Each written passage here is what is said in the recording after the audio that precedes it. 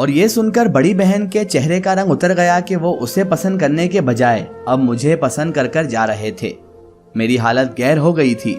ये कैसे मुमकिन था कि रिश्ता मेरी बड़ी बहन के लिए आया था लेकिन उन्होंने मुझे पसंद कर लिया था।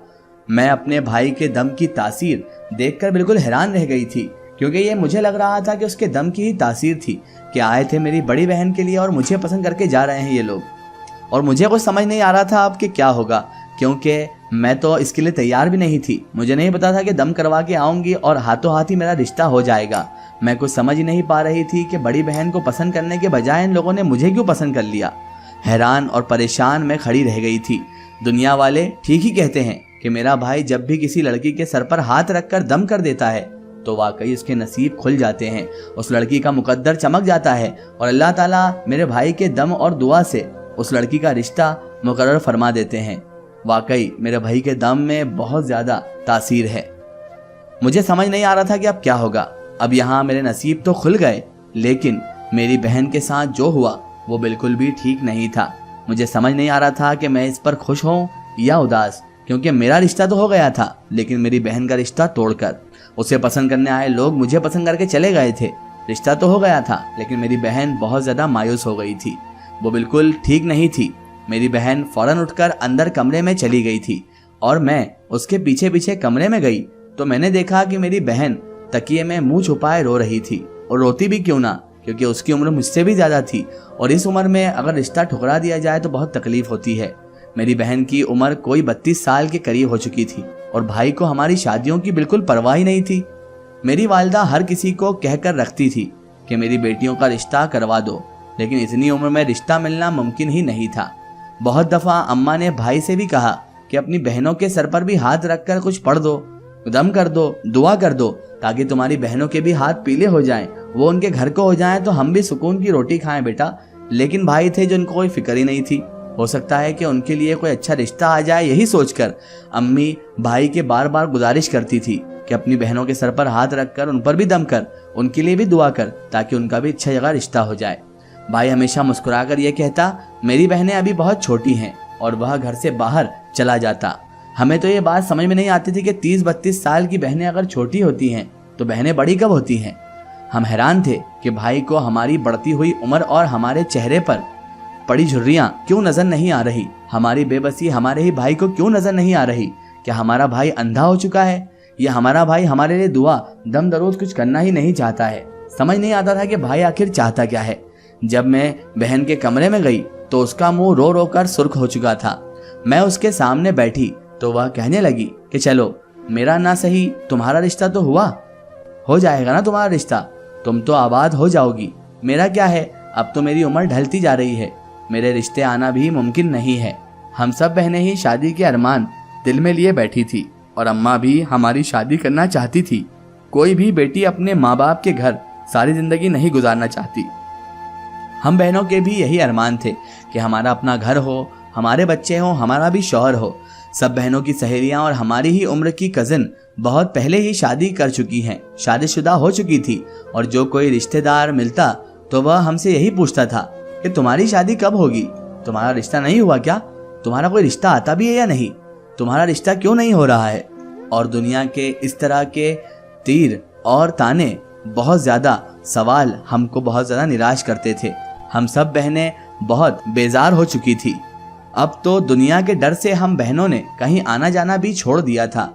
लोग हमारे बारे में तरह तरह की बातें किया करते थे और हमारे अंदर नुक्स ढूंढने लगते थे, कमियां निकालते थे कि शायद इस वजह से इनका रिश्ता नहीं हो रहा है, शायद इस वजह से इनकी कोई कबूलियत नहीं हो रही है। हम में ऐसा ही कुछ नुक्स होगा कि जिसकी वजह से अब तक हमारी शादी नहीं हो सकी, ऐसा मुझे भी लगने लगा है। लेकिन कोई ये समझने को तैयार ही नहीं था कि हम यतीम और बेसहारा बहनें थी। एक भाई की कमाई से हमारा घर चलता था। हमारे घर घरेलू हालात कुछ भी खास नहीं थे। ऐसे में क्यों कोई हम बहनों से शादी करता, जबकि जहेज की भी कोई उम्मीद नहीं थी। भाई जो भी कमाता उससे हमारे घर का गुजारा हो रहा था और इसके अलावा हमारे पास कमाई का कोई और रास्ता भी नहीं था। हम बहनें जब भी जॉब करने की बात करती तो अम्मा ये कहकर नौकरी के लिए मना कर देती कि नौकरी करने वाली लड़कियों को कोई अपने घर की बहू बनाना नहीं चाहता, और नौकरी ना करने पर भी किसी ने हमें अपने घर की बहू बनाना नहीं चाहा। दुनिया का तो दस्तूर है निराला है। लोग हमें गरीबी का ताना जरूर देते, लेकिन कभी कोई हमारे मदद करने के लिए आगे नहीं बढ़ता। आज जब भाई के दम से लोगों की बेटियों के रिश्ते होने लगे थे तो लोग हमारी कुछ इज्जत करने लगे थे, और शायद बड़ी बहन का रिश्ता भी इसी वजह से आया था। लेकिन मेरे दम करवाने की वजह से वह रिश्ता मेरी तरफ से मुड़ गया, और जिसकी वजह से मेरी बड़ी बहन का दिल बुरी तरह टूट गया।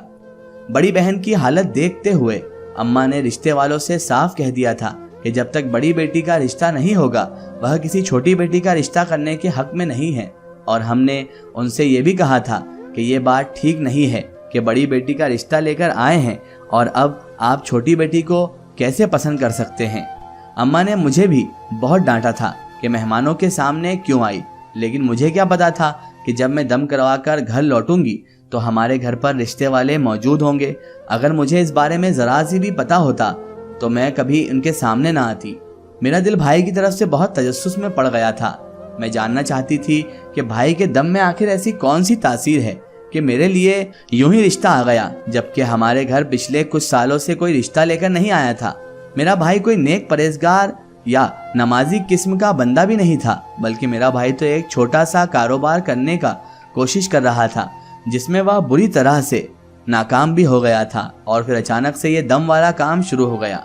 मुझे बहुत हैरत हुई कि मेरे भाई के नेक ना होने के बावजूद भी कैसे उसके दम में इतना असर था कि किसी भी लड़की का रिश्ता हो जाता, या फिर उसके पीछे ऐसी कोई सी बात थी जिससे हम बेखबर थे। जो भी था, मेरा दिल बहुत बेचैन हो गया था।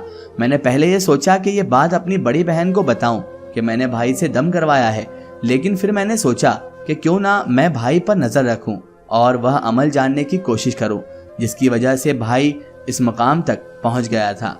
अब मैं बहाने बहाने से भाई के कमरे में जाती और देखती कि वह किस तरह लड़कियों को दम कर रहे हैं। मैं इनकी हरकत व सकनात पर भी गौर कर रही थी। मैं जानना चाहती थी कि वह क्या पढ़ाई करते हैं या वह कौन सा ऐसा नेक अमल करते हैं कि अल्लाह ने उनके दम में इतनी ताकत डाल दी है। मुझे भाई पर नजर रखने के बावजूद भी ऐसी कोई खास बात नजर नहीं आई जिसकी वजह से मैं ये जान सकती कि भाई क्यों इस दर्जा पर पहुंचा है। मैंने तो भाई को कभी पाबंदी से नमाज तक पढ़ते हुए नहीं देखा था, ना ही वह दूसरी इबादतें करते हुए दिखाई देते थे कि जिससे मुझे लगता कि शायद इसलिए भाई के दम में इतना असर हो। सर्दी की शिद्दत थी। रात के खाने के बाद मैंने अपने लिए चाय बनाई तो ठंड का मौसम होने की वजह से मैंने सोचा कि क्यों ना मैं भाई को भी एक कप चाय पहुंचा दूं। भाई इस वक्त अपने उसी कमरे में मौजूद था जिसका रास्ता घर से बाहर के हिस्से में था। मैंने खुद से ही भाई के लिए चाय बनाई, एक कप बनाया और ट्रे में रखकर भाई के कमरे की तरफ बढ़ी। अभी मैं दरवाजे के बाहर खड़ी थी कि भाई की बातें सुनकर मेरे होश उड़ गए। भाई किसी से बातें कर रहा था। इसका एक स्टोरी हम देखेंगे इसके अगले पार्ट में।